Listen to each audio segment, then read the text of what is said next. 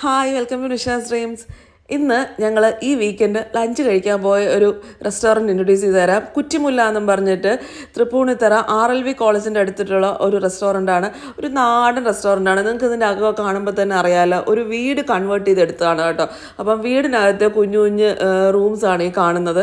പക്ഷേ അകം എയർ കണ്ടീഷനൊക്കെ ചെയ്തെടുത്ത് നമുക്ക് നമ്മുടെ വീട്ടിലിരുന്ന് കഴിക്കുന്ന ഒരു ഫീലാണ്.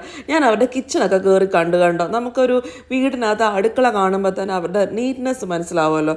അതേപോലെ നല്ല നീറ്റായിട്ടുള്ള ഒരു കിച്ചൺ സെറ്റപ്പാണ്. സാധാരണ റെസ്റ്റോറൻറ്റിലൊക്കെ നമുക്ക് കിച്ചൺ നീറ്റ് ആവോ ഇല്ലയോ നമുക്ക് എപ്പോഴും ഒരു പേടിയാണല്ലേ. അപ്പോൾ അത് നല്ല കരിമീൻ പൊള്ളിക്കുന്നതാണ് ഈ കാണുന്നത്. അവിടുത്തെ ഞാൻ ചെന്നപ്പോഴത്തേക്ക് ഷെഫ് നല്ല അസലൊരു കരിമീൻ പൊള്ളിക്കുകയായിരുന്നു. അപ്പം അത് ലൈവായിട്ട് കണ്ടപ്പോൾ തന്നെ എൻ്റെ വായിൽ കൂടി ഇങ്ങനെ വെള്ളം വരികയാണ്.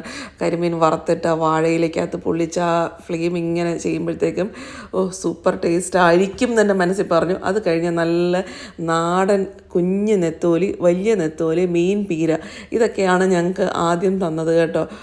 അത് നല്ല ഫ്രഷ് ഫിഷിൻ്റെ ടേസ്റ്റ്.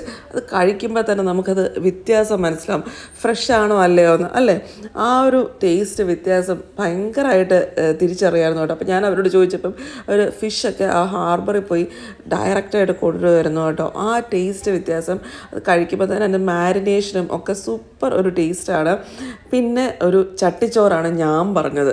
എൻ്റെ ഫേവറേറ്റാണ് എപ്പോഴും ചട്ടിച്ചോറ്. അത് ആ ഒരു ചട്ടിച്ചോറ് കാണുമ്പോൾ തന്നെ എൻ്റെ മനസ്സിങ്ങനെ ഇത് കഴിക്കുന്ന ഒരു സീൻ.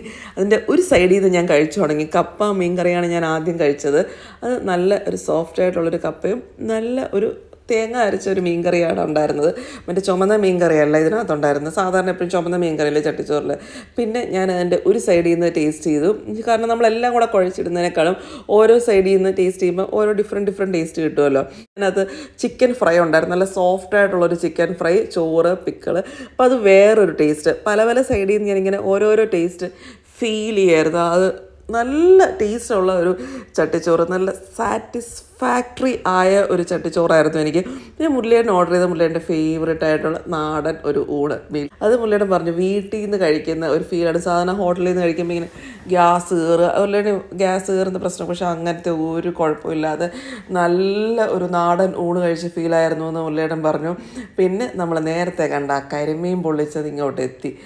അതിൻ്റെ മാരിനേഷനാണ് എനിക്ക് സൂപ്പറായിട്ട്. പിന്നെ ഫിഷ്, ആ ഫ്രഷ് ഫിഷിൻ്റെ ടേസ്റ്റ് അത് ഒന്ന് വേറെ തന്നെയാണ്. ഡിന്നറിന് ഇവിടെ പാൽ പൊറോട്ട, കിഴി പൊറോട്ട, ഫ്രൈഡ് റൈസ്, അങ്ങനെ പല സംഭവങ്ങളും ഉണ്ട്. അതൊരു ദിവസം വൈകുന്നേരം വന്ന് ട്രൈ ചെയ്യാമല്ലോ. അപ്പം എൻ്റെ അഭിപ്രായത്തിൽ ഒരു മസ്റ്റ് ട്രൈ റെസ്റ്റോറൻ്റ് ആണ് കേട്ടോ. അപ്പം നിങ്ങൾക്ക് റെക്കമെൻഡ് ചെയ്തതന്നേ ഉള്ളൂ.